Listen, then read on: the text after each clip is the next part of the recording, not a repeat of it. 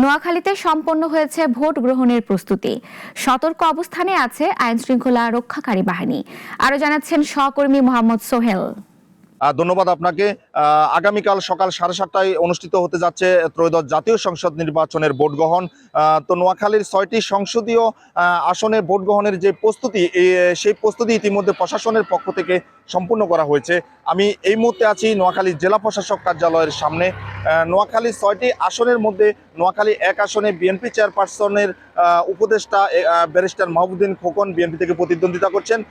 সেখানে তার সঙ্গে প্রতিদ্বন্দ্বিতা রয়েছেন জামায়াত মনোনীত প্রার্থী মাওলানা সাইফুল্লাহ, তিনি 11 দলীয় জোটের মনোনীত প্রার্থী। সেখানে ইসলামী আন্দোলন বাংলাদেশেরও একজন প্রার্থী রয়েছেন মোহাম্মদ জহিরুল ইসলাম, তিনিও মাঠ পর্যায়ে প্রতিদ্বন্দ্বিতা রয়েছেন। অন্যদিকে নোয়াখালী 2 আসনে বিএনপি চেয়ারপারসনের আরেকজন উপদেষ্টা জয়নুল আবেদিন ফারুক প্রতিদ্বন্দ্বিতা করছেন।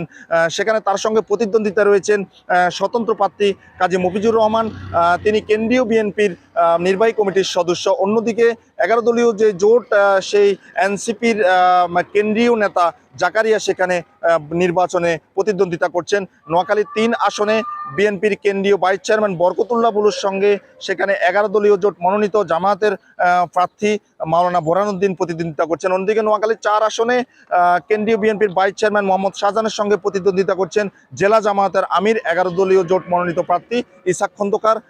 নোয়াখালী 5 আসনের চিত্র যদি বলতে চাই, সেখানে বরাবরই বিএনপির প্রয়াত নেতা ব্যারিস্টার মওদুদ আহমেদ এবং আওয়ামী লীগ সাধারণ সম্পাদক ওবায়দুল কাদের বারবার নির্বাচিত হয়ে এই আসন থেকে সংসদে গিয়েছেন।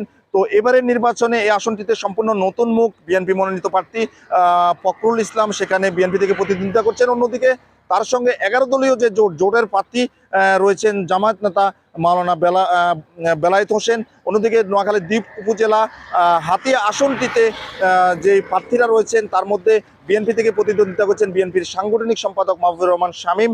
অন্যদিকে তার সঙ্গে প্রতিদ্বন্দ্বিতায় রয়েছেন এনসিপির কেন্দ্রীয় মুখ্য সংগঠক 11 দলীয় জোট প্রার্থী হান্নান মাসুদ। অপরদিকে সেখানে 2 জন স্বতন্ত্র প্রার্থীও কিন্তু প্রতিদ্বন্দ্বিতা করছেন।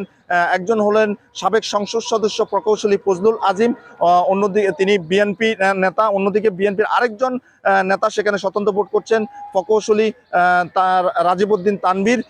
তো আমি যদি আইন শৃঙ্খলার বিষয়ে একটু বলতে চাই, প্রশাসনের পক্ষ থেকে আমাদেরকে জানানো হয়েছে নোয়াখালী জেলার যেই 6টি সংসদীয় আসন রয়েছে, 6টি সংসদীয় আসনে 875টি ভোট কেন্দ্রে ভোট গ্রহণ অনুষ্ঠিত হবে। এর মধ্যে প্রশাসনের পক্ষ থেকে 261টি ভোট কেন্দ্রকে ঝুঁকিপূর্ণ ঘোষণা করে ইতিমধ্যে বাড়তি আইন শৃঙ্খলা নিরাপত্তা সেখানে মোতায়েন করা হয়েছে।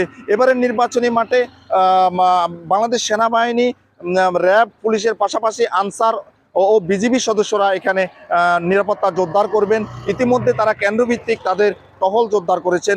ভোটারদের পক্ষ থেকে জানানো হয়েছে এবার তারা গতানুগতিক কোনো ভোটে প্রয়োগ করতে চান না। তারা ভেবে চিনতে তাদের যোগ্য প্রার্থীকে তারা ভোট দিয়ে সংসদে পাঠাবেন এবং আগামীর যেই নতুন বাংলাদেশ সেটি বিনির্মাণে তাদের ভূমিকা রাখবেন বলে তারা আশাবাদ ব্যক্ত করেছেন। তো এই ছিল আমার কাছে নোয়াখালী থেকে সর্বশেষ